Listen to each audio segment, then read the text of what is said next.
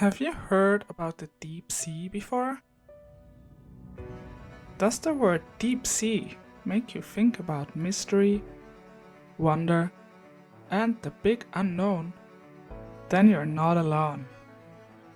The deep sea is the least explored ecosystem on Earth, and we still know very little about it. My name is Johanna Gottlieben. I'm a researcher at the Scripps Institution of Oceanography in San Diego, California. I study the diversity of organisms, especially of microorganisms, and their roles in deep sea ecosystems off the Californian coast.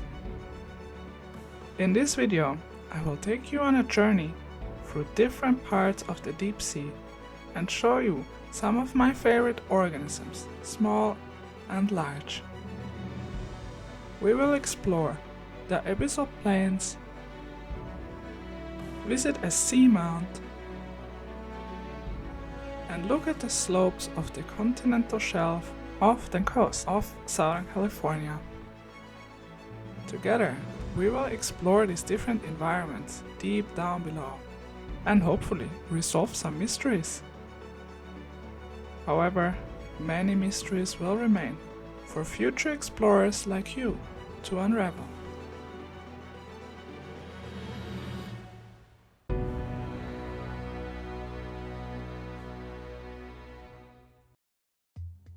All the continents and islands, the mountains, deserts and rainforests, every city, every country and all the people in the world live on only 1/3 of Earth's surface. The ocean covers the other 2/3 of Earth's surface. But the ocean is not just wide, it's also extremely deep. The average depth of the ocean is almost 3,700 meters, more than 12,000 feet, which is deeper than most mountains in California are high. About 75% of all the world's ocean is deep ocean, always cold and dark. You might be wondering why we know so little about the deep sea. This is because it's very difficult to study this part of the ocean. Exploring the deep sea requires very high-tech equipment that can withstand extreme conditions and still remain functional. Salt water, unpredictable weather at sea, and most importantly, the very high pressures deep down in the ocean need a lot of skillfully engineered technology. On top of that, you need expert technicians to operate and steer these instruments. In this video, we will see a remotely operated vehicle called Sebastian in action.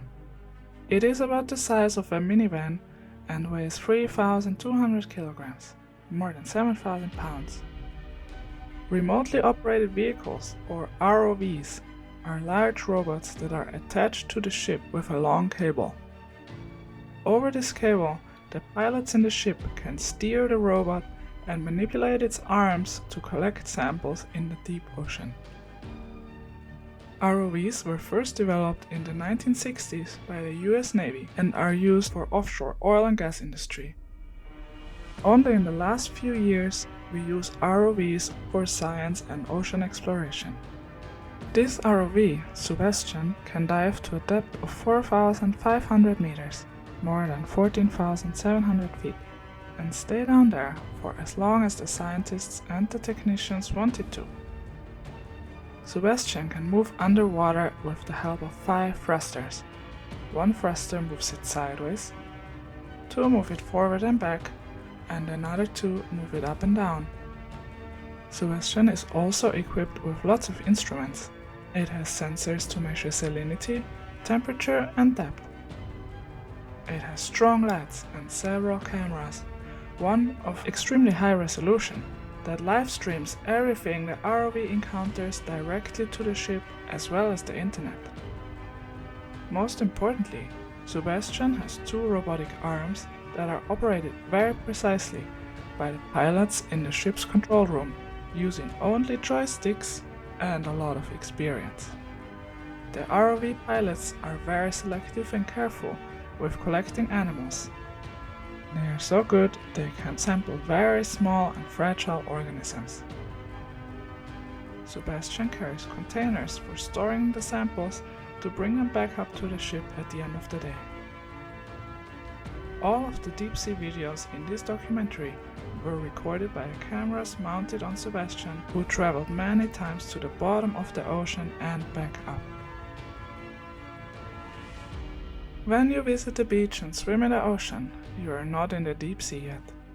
You are in the epipelagic zone, or the sunlight zone.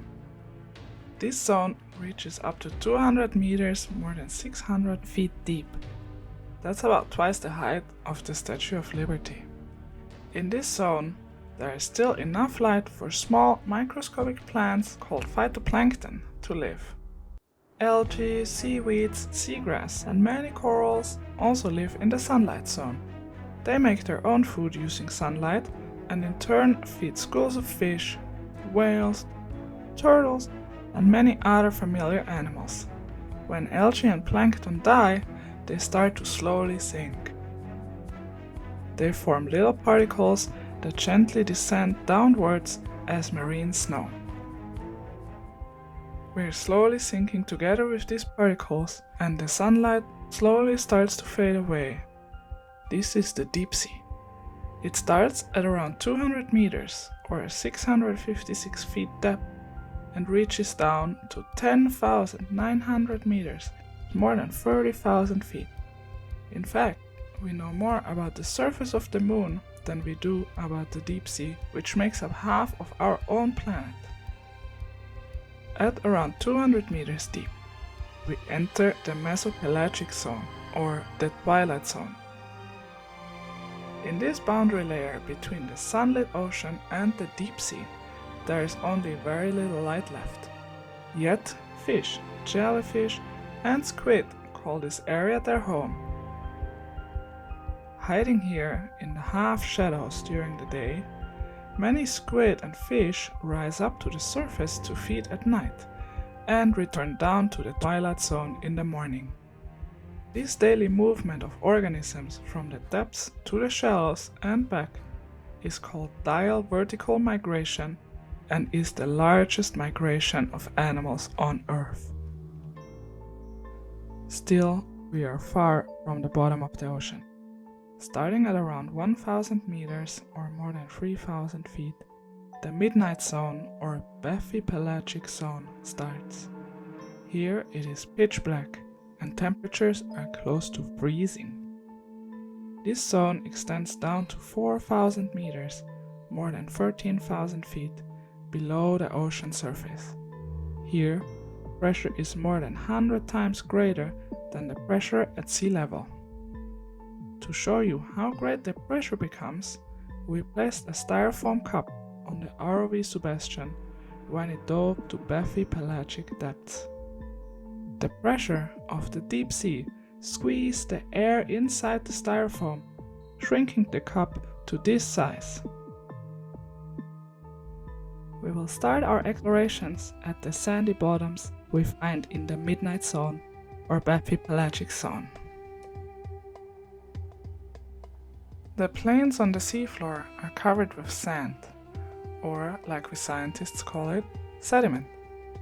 What seems to look like an underwater desert is actually home to a lot of organisms, especially very small ones. Sediment is inhabited by communities of microorganisms, mostly bacteria and archaea. Even though these organisms are so small you cannot see them without a microscope, all sediment microbes together are estimated to be up to 3% of the total living biomass on Earth. There is very little food or other energy sources available for these microbes, so they mostly have just enough energy to exist, but not enough to really grow. The top layer of deep sea sediment still has some oxygen available, but deeper down in the sediment, the oxygen has been used up and nutrients are depleted, so the microbes there are adapted to live without oxygen and can breathe other elements like sulfur, iron, or manganese. Many microbes can form spores, a bacterial hibernation state, and in this state persist for thousands of years waiting for environmental conditions to improve for them.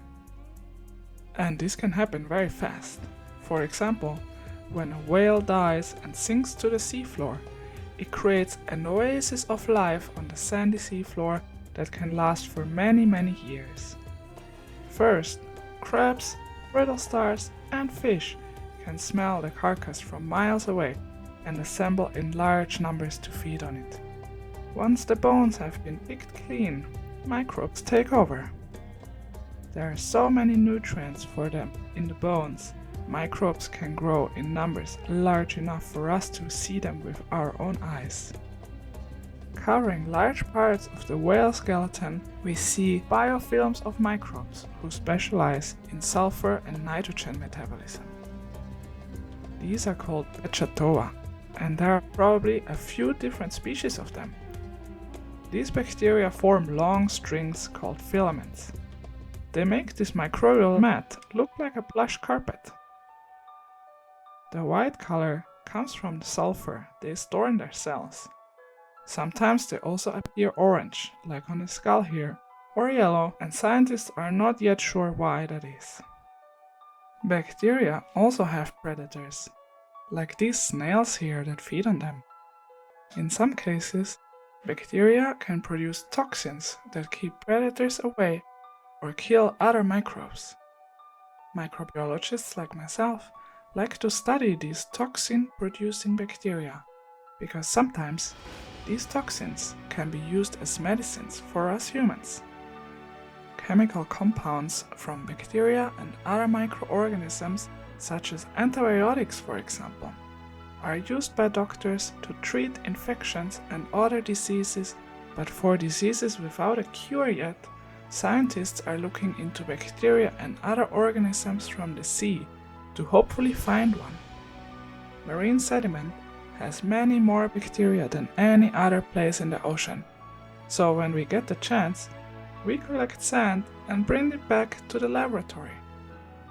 When I put some of this sand onto a petri dish containing food for the bacteria, they start to grow and multiply until there are enough bacteria for me to see them. This can take several days, but even after weeks or months, new colonies of microbes can show up still. By growing bacteria in the lab, we can investigate the different chemicals they make. Maybe it is a new drug to treat cancer, or a biological dye for fabrics? I will keep you posted. There are plenty of microorganisms that cannot grow in the lab though. Then I have to use different methods to study them, and the roles these bacteria have in the seafloor ecosystem. We try to learn more about how the seafloor microbes contribute to the global cycles of carbon, nitrogen, and other elements. I am always fascinated by all these interesting organisms hidden in this seemingly boring bottom of the sea. Are you as well? As our journey reaches the end of the sediment plains, we see a large mountain rise out of the seafloor. This mountain in the sea is called, guess what? A seamount. Mountains are made of rocks, and many seamounts are volcanoes. Measured from the seafloor bottom, they can be higher than the highest mountains on land. This seamount is called San Juan Seamount, and it is around 320 kilometers or 200 miles offshore Southern California. Deep down in the ocean, the rocks of the seamount appear as if they are covered in a black chocolate glazing. This glazing is called ferromanganese crust and is rock solid. It contains metals such as iron and manganese. This crust on the rocks forms very slowly and grows only between 1 and 10 millimeters in a million years. Maybe bacteria are involved in the forming of these crusts, but we are not sure yet. In contrast to sandy bottom, rocks and those ferromanganese crusts provide a much more stable surface for organisms to attach to. As we climb up the slopes of San Juan Seamount, we come across this sea cucumber in a very private moment. Sea cucumbers are the earthworms of the ocean, eating sand and debris, digesting everything edible inside and releasing it on the other end, in this case directly onto a spaghetti worm. Did it do that on purpose? Not sure we will ever know. Except for when you are this lucky or not so lucky worm, there is not much sediment accumulating on top of you when you live on the side of a seamount on ferromanganese crusts. Instead, there is a lot of stable rock to attach to. Sponges are animals that like to be attached to rocks. Sponges can grow very large and hundreds of years old. Sponges suck. Yeah, that's right. They suck up water from the surrounding and pump the water through their body, where they filter out anything edible. Then they channel the water towards their chimneys and expel it out as far away as possible. Even though this sounds like a simple task, sponges have evolved very different shapes and sizes to do just that. For example, this sponge grows on a large stalk, enabling it to reach high into the current. This sponge is called the Venus flower basket sponge, and it has a pair of shrimp living inside its chimney. The shrimp grow too big to escape their safe and clean house, so they stay inside their entire life. In the deep sea, many sponges build their skeletons out of glass fiber material, silicate. They can form and shape their transparent skeleton in many different ways. Sturdy and solid, or more loose and soft. Many animals like to live on their large bodies. They provide a place to hide, food, or just a beautiful neighborhood. As such, sponges are so-called ecosystem engineers. By living and growing in the environment, they create a habitat and shelter for many other species that are dependent on them, like these many shrimps and brittle stars living in its tissue. Deepwater sponges can live for hundreds or thousands of years. Theoretically, they are even immortal. However, they can still die when environmental conditions are not good for them. But even in death, their skeletons can remain stable for a while and provide food for some of the deep sea's most ferocious carnivores, brittle stars. Sponges in shallow water often produce bad-tasting substances that protect them from being eaten by other animals. Whether deep-sea sponges do this too is yet to be discovered, like so many other things that we don't know about them. For example, we have no idea which species this beautiful yellow sponge is. We slowly reach the top of San Juan Seamount. Water currents are influenced by the underwater landscape and can be very strong, like wind on an exposed mountaintop. Where the currents flow the strongest, many corals and sponges spread their bodies to capture the food floating by. Corals are animals, tiny upside-down, jellyfish-like creatures that stretch their tentacles out into the water and move whatever food particles they can capture into their mouths, which are in the middle of their tiny bodies. Because these corals have 8 tentacles, they are called octocorals. One coral animal is really small, but they live with thousands of their identical twins in large colonies. Together, they build their skeleton, which can look very different depending on the coral species. These coral colonies can become very large and old, up to thousands of years. Corals are also ecosystem engineers, forming deep-sea coral reefs.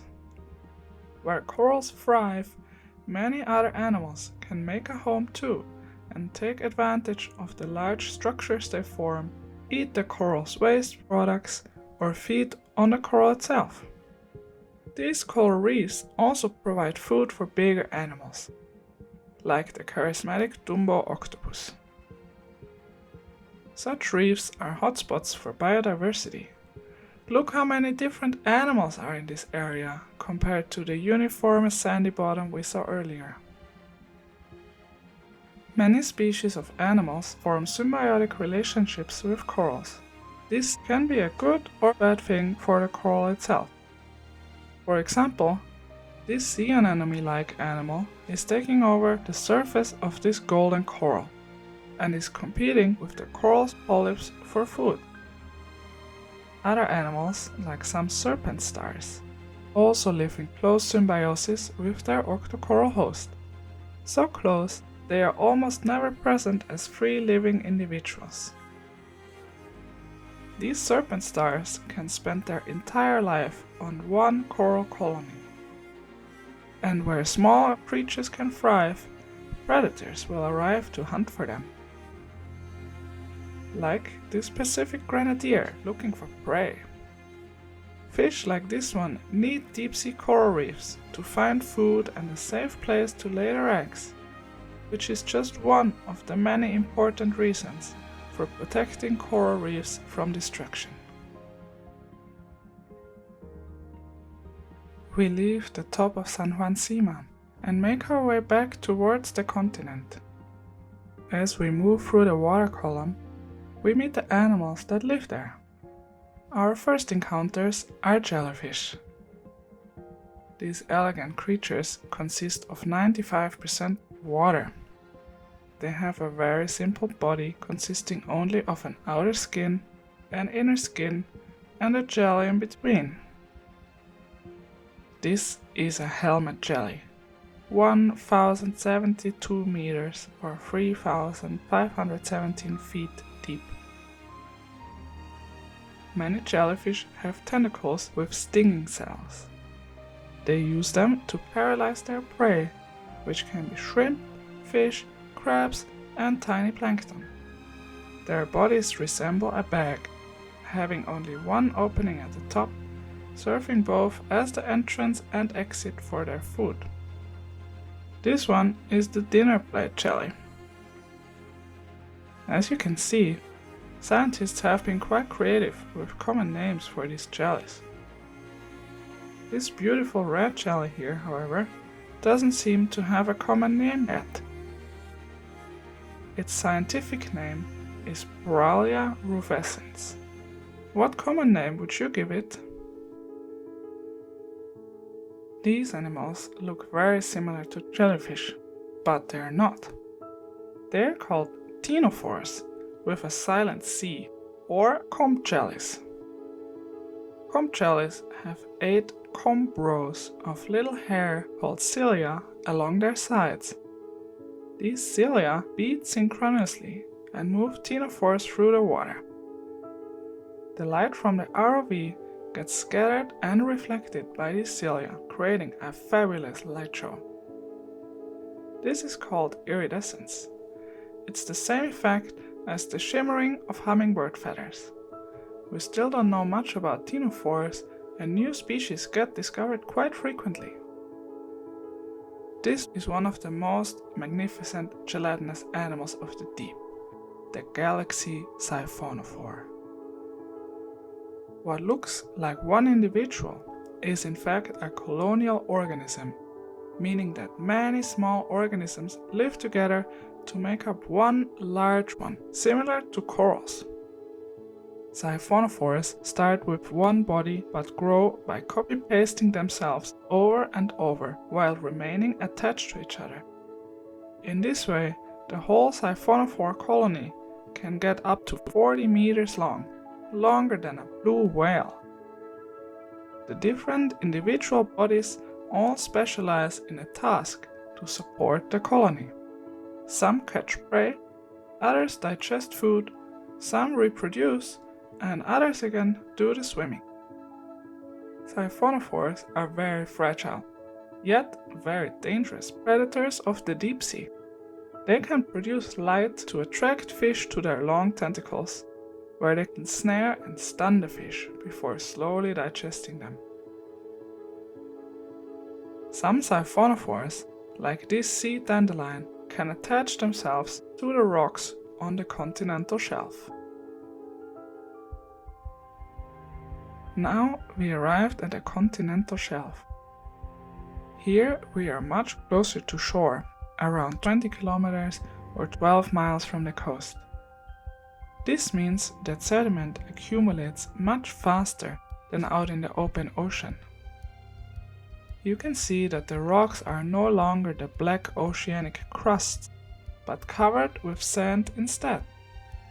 Many fish live on the continental slopes, like the commercially important rockfish. Rockfish are among the longest living fish known.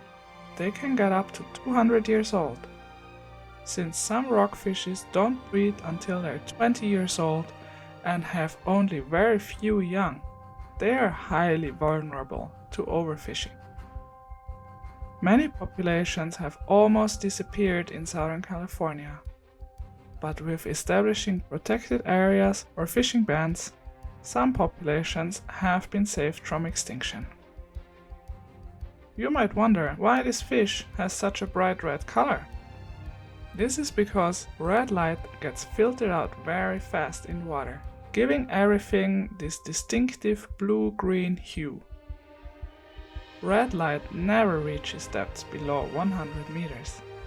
Therefore, with no red light around to reflect off the red fish, being red is equivalent to being invisible in the deep sea.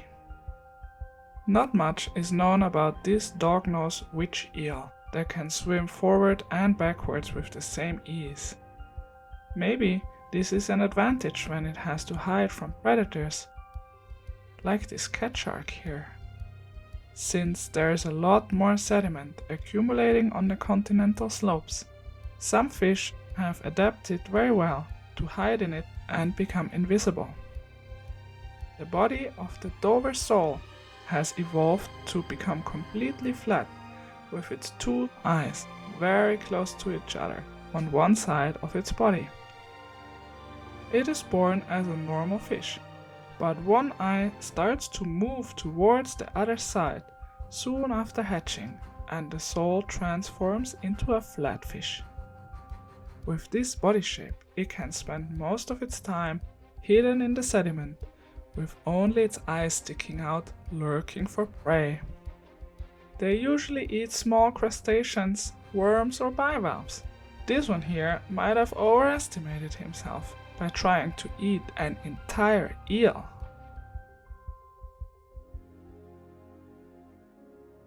As we continue to explore the continental shelf, we find a very special place, an underwater methane seep.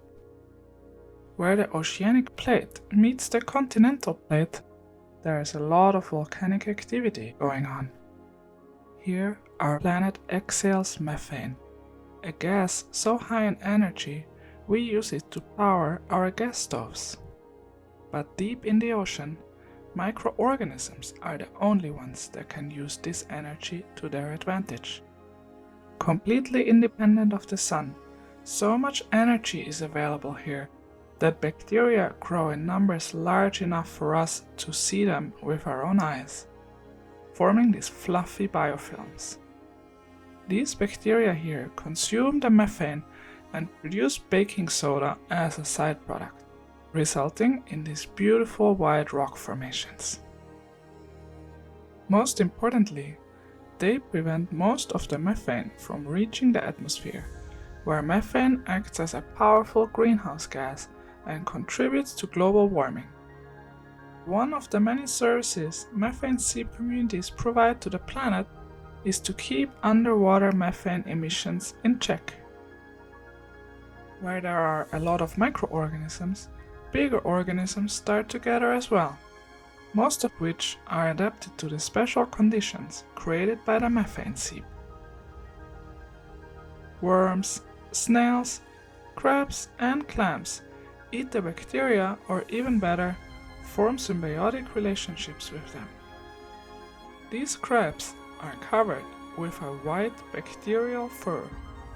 They appear to be farming bacteria on their bodies to be able to conveniently eat them whenever they are hungry. We can even see them waving their claws through the water, making sure their bacterial fur gets all the methane, oxygen, and hydrogen sulfide it needs to grow and flourish. The first of these so-called Yeti crabs has only been discovered as recently as 2005, and this particular methane seep was just discovered on this very expedition. Since the methane seep provides a lot of energy and carbon in the nutrient-poor and cold deep ocean, many organisms gather here for warmth and food. Life is drawn to other life. Beyond bacteria and the visible large animals, countless species of tiny animals called macrofauna and meiofauna can be found here as well. These include, for example, worms, amphipods, tiny snails, clams, oysters, cockles, mussels, and scallops. This high biodiversity around methane seeps supports fish larvae and all larger animals in this ecosystem. Therefore, methane seeps are highly valuable habitats, creating flourishing oases for life in the deep. There is still so much we don't know about these oases of the deep. We need to make sure they remain protected from destruction by bottom trawling fisheries or the oil and gas industry. The methane seep was our last stop at the seafloor, and we start our ascent up through the water. Floating there, we meet the curious clawed armhook squid. This squid lives at around 700 meters or 2,300 feet, but rises to the surface in the cover of night to feed. These squid possess fins on the sides of their mantles to swim, but mostly they rely on a water jet propulsion mechanism to move fast. More than 300 species of squid are known, and they come in many shapes and forms. Squid are very intelligent and curious beings. Many can change the color of their skin and eject a cloud of ink to distract their predators. Even though they look similar to octopuses, they are quite different animals. For example, they have an internal shell that is hard and made out of chitin for supporting their body shape. Squid also have 8 arms and 2 tentacles, whereas octopuses only have 8 arms. As we slowly rise up into the twilight zone, we encounter another squid that looks almost too magical to believe. This is the piglet squid. It grows 8 to 10 centimeters, about 3 to 4 inches in length, and is one of about 60 species of glass squid. In the twilight zone, its transparent body helps to keep him camouflaged and almost invisible. The piglet squid has an unusual habit. It swims upside down, making its arms look like a weird mop of hair, or in this case, fabulous antlers and charming eyelashes. What a special animal to observe in its natural habitat. As we rise up further, we pass through a large cloud of pyrosomes. These colonial animals can consist of thousands of individuals joined together in gelatinous tubular bodies. They can produce light, which is what the name pyrosome, Greek for fiery body, refers to. We don't know much about their biology or their role in marine ecosystems, but they seem to become much more dominant in recent years. These filter-feeding organisms can grow very fast and can have a significant impact on plankton blooms. Phytoplankton, those tiny microscopic plants, grow only in the sunlit areas of the surface ocean. This means we have reached the water surface again, marking the end of our journey through the oceanic depths. We just ascended from the deep-sea methane seep at Las Vernol, which is only 20 kilometers off the coast of Los Angeles, halfway between Dana Point and Santa Catalina Island. In San Diego, the deep sea starts already 4.5 kilometers or 2.8 miles from the coast, where the underwater Scripps Canyon and the La Jolla Canyon meet. Thus, the deep sea is much closer than you might think. In the same way, the deep sea is also much more vulnerable to human impacts than one might think. In the past, large amounts of toxic waste were dumped into the deep sea. Even though this has been forbidden since, a lot of plastic waste still gets washed out to sea, where it also reaches the deep ocean.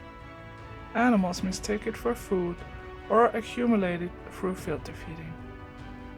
The fishing industry has expanded its reach even to the deepest waters and removes large amounts of animals, thus depriving these ecosystems of important community members. Last but not least, climate change and the resulting ocean acidification and warming change the water chemistry as well as the circulation patterns of the deep ocean. We still know so little about the deep sea and are in the process of destroying it even before we have explored it. Thus, it is very important to learn as much as we can about it and make people aware of the wonders and beauties of the oceans so we can collectively protect and conserve the largest ecosystem on Earth. I hope I could show you how diverse, full of life and special the deep ocean is, and maybe inspire you to learn more about it yourself. By now, you already know a lot more about the deep sea than most people on Earth. You learned about the size and expanse of the deep sea and its different zones. You visited the abyssal plains full of microorganisms, and together we investigated a seamount and learned about the corals and sponges there that provide habitat for countless other species. We met the fascinating gelatinous animals that live in the water column, such as jellyfish, ctenophores and siphonophores. We continued to explore the continental shelf with all its different shapes and forms of fishes, and even visited a methane sea inhabited by yeti crabs. On the way to the surface, we encountered beautiful squid and found ourselves in the middle of a pyrosome party. We realized that the deep sea is much closer than we might think, and learned about the importance of protecting it for us and future generations. Help me to spread the word about the wonders and beauties of the deep ocean. Let's work together to protect all forms of life on our fascinating planet. Thank you for watching, and I'll see you in the water.